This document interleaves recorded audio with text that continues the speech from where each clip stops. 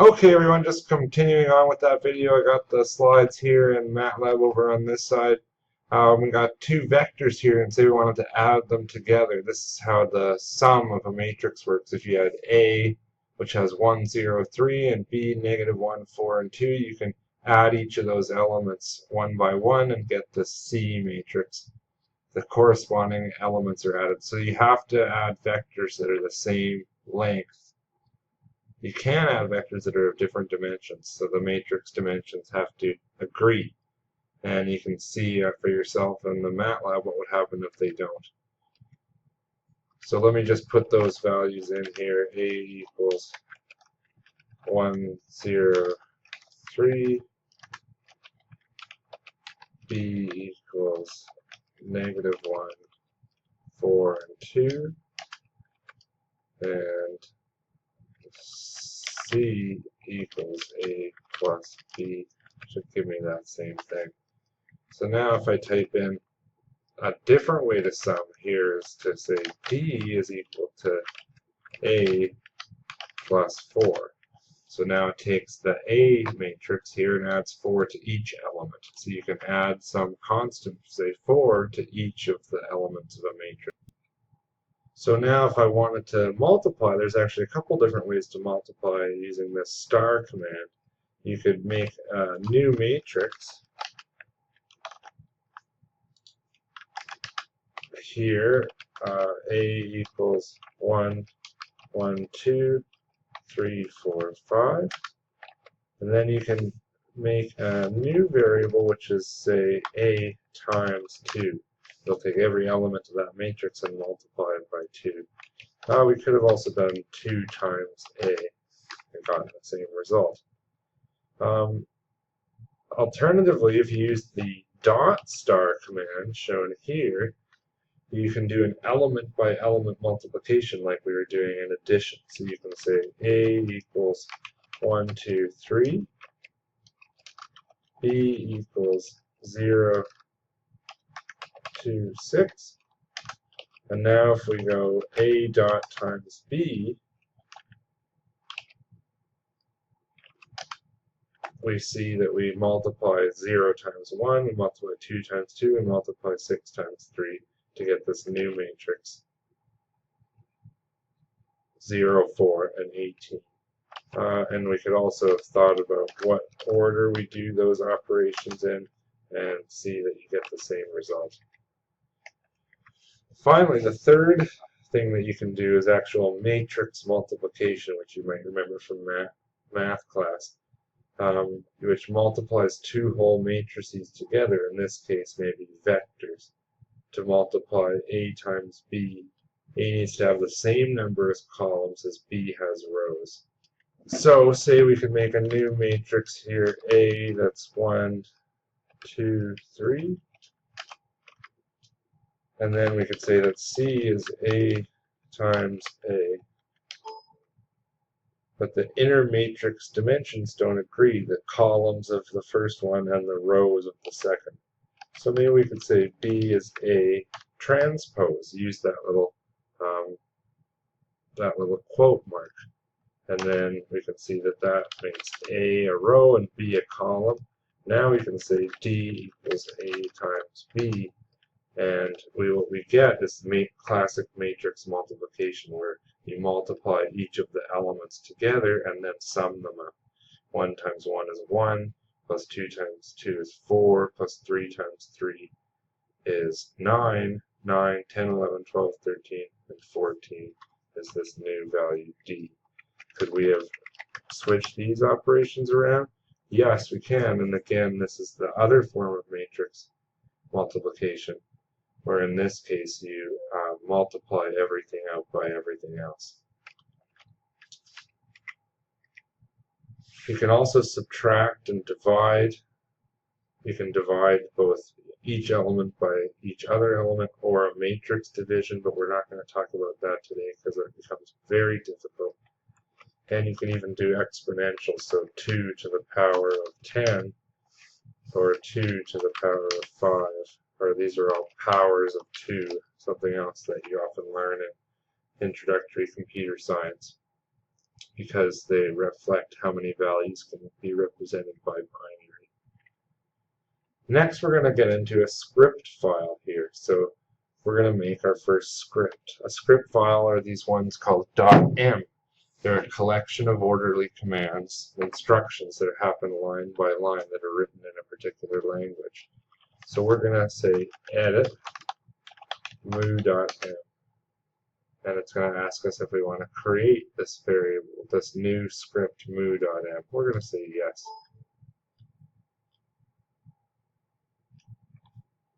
Seems to open the editor just fine, and I'm actually going to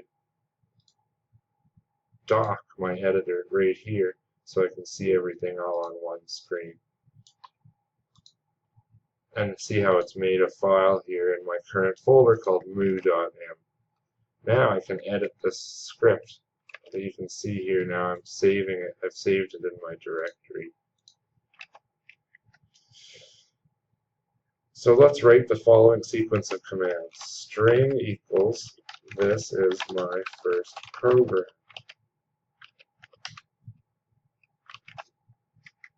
Save your file, close it on the command line, execute it by typing. So I'm going to save that program, and I'm going to close it. Then I'm going to go to the command line here and clear everything, and I'm going to say moo, the name of the program. And what you can see now is it's created a variable in my workspace. This is my first program, just like I have written in my script here. So what happened? Why did it happen? We want the program maybe to spit out its output instead of just creating a variable in the workspace. So maybe let's take this semicolon and see what happens. We'll save it, and then we'll go down here to the command window and type moo. Now it shows us that it evaluated that command. This is my first program. Change your program to, this is my first program, display string. So it already says that part. We're going to add back that semicolon. Then we're going to say display that string that we just made. Again, we'll save it. Remember to always save it in these cases. We can close that. And let's go moo. This is my first program. Now it doesn't show it as if it evaluates it, but it actually types it out into the command window here. This is my first program. As at the same time it's created this variable in the workspace. So we can also type run moo, and that does the same thing as just typing moo itself. So see how this is a different output than the previous instance where we only had this without the semicolon. Oh, I forgot to save it. Here we go, let's save it. And that just outputs that the string is now equal to that. So we like to do it a little bit more this way where it's nice and clean. We save it and we run it. Let's clear everything here. Let's clear the command window. So now we're going to erase moo and type in this. A is equal to ... to get to the next line. 1, 2, 3, 6. And then another space. 4, 5, 6, 7.1. And then semicolons, close the square brackets. So that will save moo, and we'll execute it down here by typing in moo. Now you can see we've created this matrix. If you double click it, you can open up the variable to look at it like an Excel spreadsheet, and you can see that it's created just like we asked the editor to. 1, 2, 3, 6. I'm actually going to put this over here. And 4, 5, 6, and 7.8. So you can see that in your workspace. There's two types of M files. There's programs, like we're making now. It's a script, a collection of commands that you want to remember and run over again. It doesn't take any inputs, as in you don't have to input anything to run the script.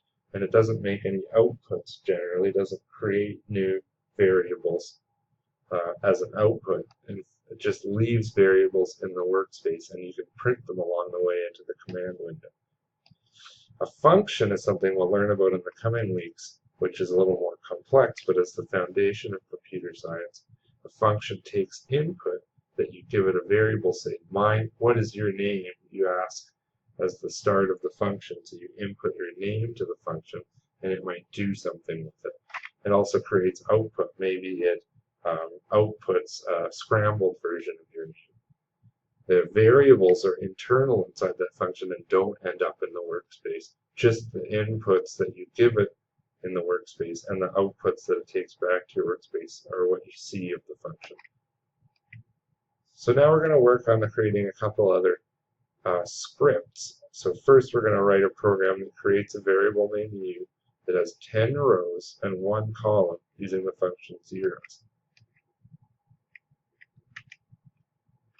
So let's edit this move variable, and we want a variable named u that uses zeros to make something with 10 rows and 1 column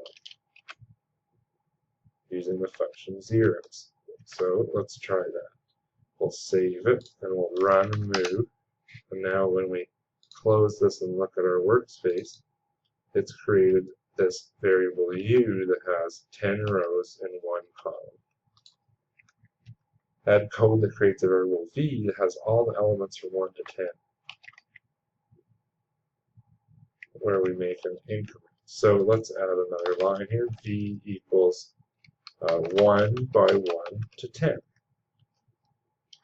And now we'll save it again, and we will run move, and we'll look back in our workspace and see that now we have this other column. Oops, that actually made a series of columns with a single row. So how we can edit that is to put square brackets around this and then transpose it after it's created.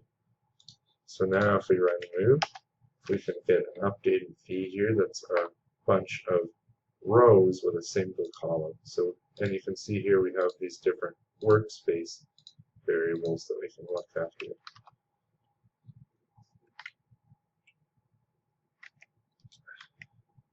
Finally, create a variable w that has zeros in its first column and the numbers 1 through 10 in its second column using the concatenate command.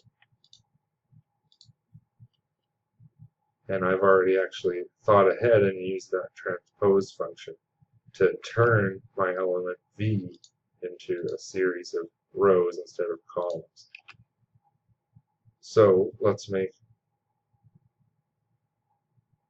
this new variable w that has u and then v. Let's see how that works. And run move, and then we can look in here at this new variable w that has a series of zeros and then a series of numbers 1 through 10. Zeros in its first column, numbers 1 through 10 in the second column.